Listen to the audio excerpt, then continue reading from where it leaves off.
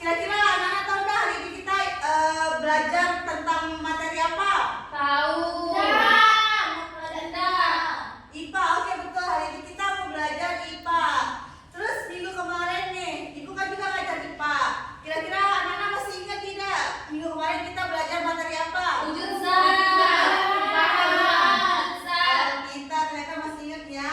Nah, untuk minggu ini kita akan belajar tentang siklus air. Kira-kira anak-anak ada yang tahu tidak apa itu siklus air? Tidak tahu. Tidak tahu. Nah, sebelum kita ke pembelajaran, alangkah lebih baiknya supaya kita semakin semangat nih belajar, kita melakukan ice breaking dulu deh. Ayo berdiri semuanya. Nama ice breakingnya adalah pohon apel. Oke, di sini dipimpin sama temennya ya. Ayo Alia sini. Ayo, mulai kan? 1, 2, 3. Aku pohon Apel yang indah, ini batangku dan ini rantingku. Bila aku tumbang, krek krek krek. Bila aku tumbang, krek krek krek. Bila aku tumbang, krek krek krek. Bila aku tumbang, krek krek krek. Bila angin kencang, hus hus hus. Bila angin kencang, hus hus hus. Oke. Gimana, udah semangat belum?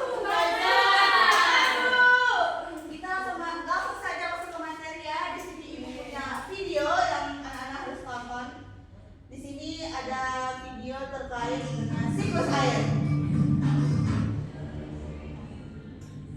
Pada video kali ini kita akan mempelajari tentang siklus air. Oke, nah Siklus air adalah proses perputaran air di permukaan bumi melalui peristiwa hujan air. Demikian penjelasan tentang siklus air. Nah, oke, itu dia tadi materi siklus air yang Ibu tampilkan di videonya ya. Iya. Jadi kira-kira anak-anak sudah paham belum? Tentang siklus air ini? Jadi Ibu jelaskan saja ya, mungkin kalau pakai video kalian belum paham. Nah, di sini Ibu mempunyai media, Ibu sudah buat. Di sini ada media 2 dimensi. Di sini ada beberapa tahapan siklus air.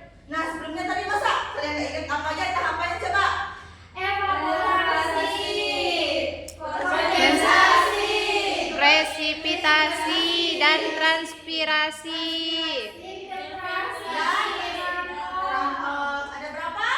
Ada 6. Oke, jadi yang tahapannya sebelumnya siklus air itu adalah proses perputaran air yang terjadi secara terus-menerus di muka bumi ini yang melibatkan perubahan wujud air dari jadi cair, kemudian menjadi uap dan kembali lagi menjadi cair. Adapun tahapannya itu yang pertama ada evaporasi atau penguapan. Nah, di sini ini ada evaporasi atau penguapan air dari laut atau danau atau bahkan sungai itu akan menguap karena panasnya sinar matahari dengan perubahan menjadi uap air. Kemudian ada transpirasi. Nah, yang di sini ya anak-anak. Transpirasi ini adalah air yang diserap oleh tumbuhan dan menguap melalui daun ke udara. Yang ketiga ada kondensasi. Jadi kondensasi ini adalah uap air yang naik ke udara yang mengalami pendinginan dan berubah menjadi titik-titik air yang kita sebut apa? Hujan. Nah, terus yang keempat ada presipitasi.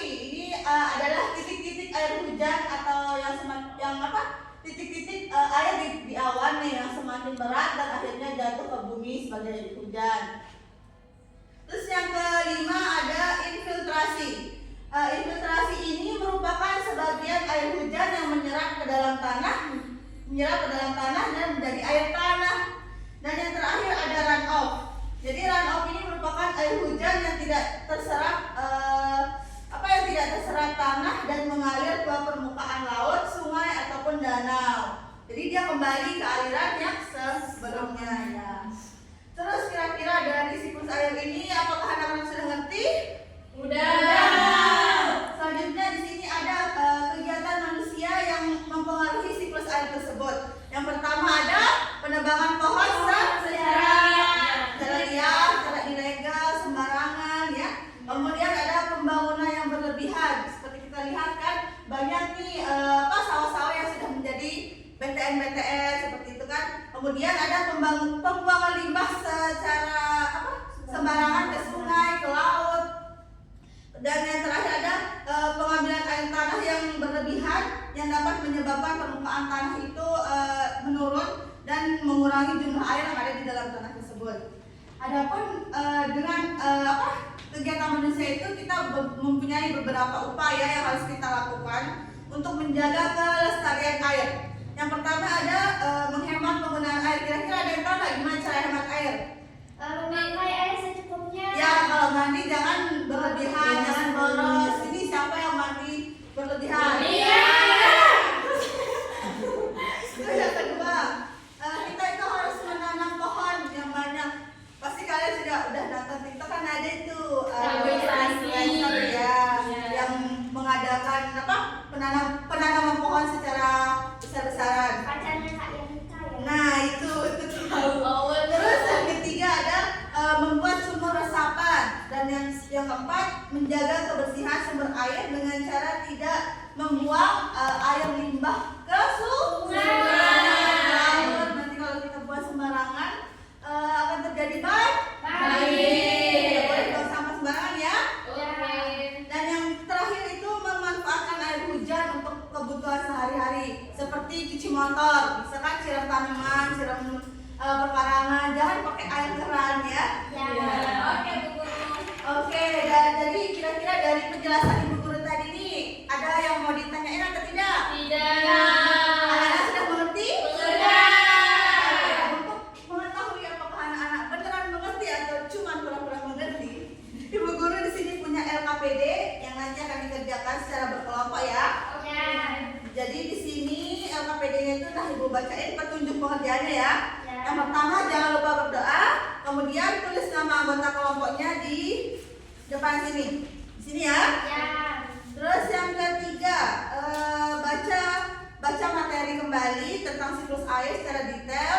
Jika tidak ada bagian yang belum dipahami, jangan lupa tanyakan ke Bu Guru ya. Kemudian jawab pertanyaannya atau tugas yang diberikan di LKPD dengan jelas dan menggunakan pulpen atau pensil. Yang kelima, setelah selesai periksa lagi ya apakah kalian sudah merasa itu udah pas jawabannya atau belum. Kemudian yang terakhir nanti kita akan diskusikan sama-sama di depan kelas. Bu Guru bagiin ya.